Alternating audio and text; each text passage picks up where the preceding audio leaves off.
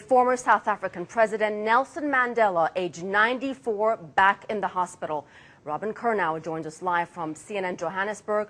Robin, do you know anything about his condition? We don't know exactly the state of his condition, although we have been given some clues by the government here. They released a statement just over an hour ago saying that in the early hours of Saturday morning at 1:30 a.m., Nelson Mandela was taken to a Pretoria hospital suffering from a reoccurring lung condition that's essentially pneumonia. And I think what is crucial about this statement is that they say he's in a serious but stable condition.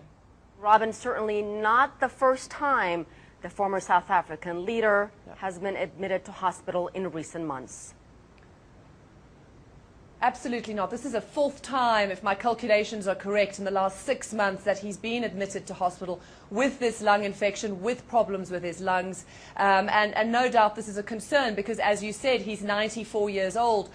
Those people, the doctors who treat old people with pneumonia, say that the kind of things he might have been experiencing were breathlessness, difficulty breathing, coughing fits, and as that kind of concern, I think no doubt doctors who look after him 24 hours a day would have felt that it necessitated a trip back to the hospital, bearing in mind his own bedroom is a bit like a hospital room. It's like an intensive care unit. So his condition was obviously serious enough, worrying enough, for them to take him out of the safe and quite clean environment of his home for nearly an hour trip to a Pretoria hospital. So I think all eyes, no doubt, on that Pretoria hospital today, and South Africans will also no doubt have him in their thoughts and prayers. Robin, if we get more information on Mandela's condition, would that come from Jacob Zuma's office or would that come from the hospital? It will come directly from Jacob Zuma's office, from the presidency. And I think what is to be noted with the management of this information about his health, particularly over the last 6 months, is that it's become much more tighter, much more controlled.